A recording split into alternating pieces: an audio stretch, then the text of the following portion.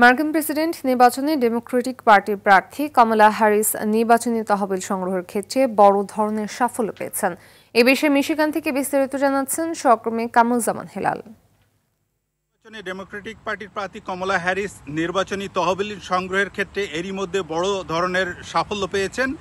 দেশটির প্রেসিডেন্ট হওয়ার দৌড়ে এক মাসের কিছু সময় আগে তিনি নাম লিখিয়েছেন এবং এই সময়ের মধ্যে তিনি $45 কোটি চাঁদা তুলেছেন, যে অর্থের একটি উল্লেখযোগ্য অংশ এসেছে গত সপ্তাহে ডেমোক্রেটিক পার্টির যে জাতীয় সম্মেলন ছিল তারপর থেকে। গত সপ্তাহে ডেমোক্রেটিক পার্টির জাতীয় সম্মেলনে তার প্রার্থিতা চূড়ান্ত হয়েছে।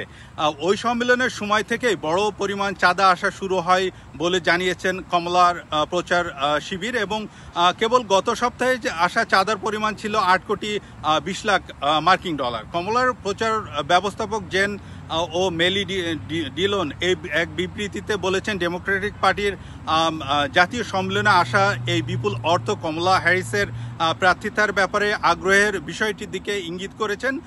কোনো প্রেসিডেন্ট নির্বাচনের প্রচারণার এই সময়ের মধ্যে এত বিপুল পরিমাণ অর্থ এর আগে কেউ তুলতে পারেনি। কমলার প্রার্থিতা ইতিমধ্যে যে আলোড়ন তৈরি করেছে তাতে ট্রাম্প অনেকটাই ম্লান হয়ে পড়েছেন। গণমাধ্যমের নজর ধরে রাখতেও ইতিমধ্যে হিমশিম খাচ্ছেন সাবেক মার্কিন প্রেসিডেন্ট ডোনাল্ড ট্রাম্প।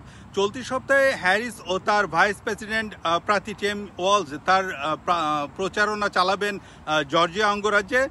এটি হবে বাসে করে প্রচারণা, এবং জর্জিয়া রাজ্যে তাদের প্রার্থিতার পক্ষে সমর্থন বাড়ানোর চেষ্টা করছে। এরই মধ্যে যুক্তরাষ্ট্রের প্রেসিডেন্ট নির্বাচনে রিপাবলিকান প্রার্থী ডোনাল্ড ট্রাম্পের চেয়ে 7 পয়েন্ট এগিয়ে আছেন ডেমোক্রেটিক প্রার্থী কমলা হ্যারিস, এবং নতুন জনমত জরিপে এই তথ্য উঠে এসেছে। তবে বিশ্লেষকদের একাংশ বলছেন বা জনমত জরিপে কমলা এগিয়ে থাকলেও ভোটে দুজনের হাড্ডাহাড্ডি লড়াই হবে তেমনটি কিন্তু ইঙ্গিত দিয়েছেন। তো এখন দেখার বিষয় আসলে কি হবে, কি হতে যাচ্ছে, সেই জন্য আমাদের অবশ্যই অপেক্ষা করতে হবে। সো এই বিষয়ে আমার কাছে এই ছিল সর্বশেষ।